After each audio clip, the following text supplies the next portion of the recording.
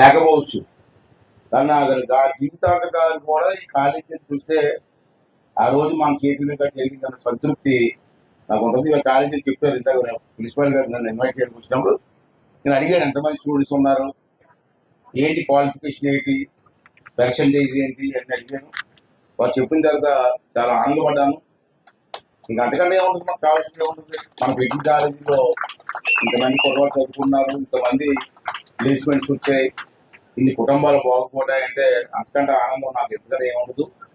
అంచేత ఈవేళ నర్సీపట్నం కాలేజీలో మీకు తెలుసు, ఒకసారి మనం ప్రెస్ వాళ్ళు ఉన్నారు కాబట్టి చెప్పాలా.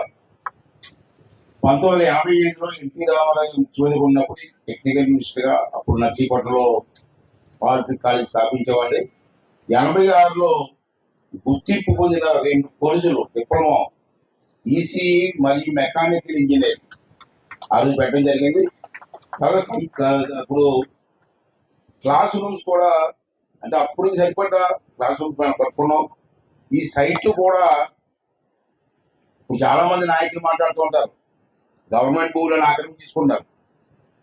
ఆ రోజు ఈ ల్యాండ్ అంతా మొత్తం 14 ఎకరాలు వస్తుంది. 14 ఎకరాల ల్యాండ్ ఇది. మా తాతయ్య గారు అంటే మా మదర్ ఫాదర్ది ల్యాండ్.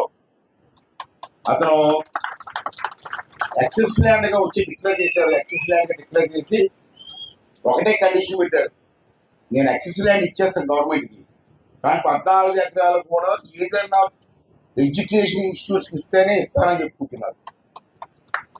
అప్పుడు ఆ ల్యాండ్ అప్పుడు కరెక్ట్గా ఏంటంటే ఈ ల్యాండ్ అంతా పేదవాళ్ళకి ఇళ్ల పట్టాలు ఇచ్చి హౌసింగ్ కడదాం అనుకున్నారు. కానీ నేను ఒప్పుకోలేదు. మా తాతయ్య గారి కోరిక ఏంటంటే ఇక్కడ ఎడ్యుకేషన్ ఇన్స్టిట్యూట్స్ కావాలా, అంటే పాలిటెక్నిక్ కాలేజ్ నేను శాంక్షన్ చేస్తాను, ఇక్కడ పాలిటెక్నిక్ కాలేజ్ పెట్టండి, అలాగే పెట్టుకోండి అంటే ఓకే అన్నారు కలెక్టర్ గారు. ఆ విధంగా ఇక్కడ ల్యాండ్ ఇవ్వడం, సిటీ టౌన్కు దగ్గరగా ల్యాండ్ ఇవ్వడం, ఇక్కడ ఈ కన్స్ట్రక్షన్ చేయడం జరిగింది. చాలా ఆనందంగా ఉందని చెప్పి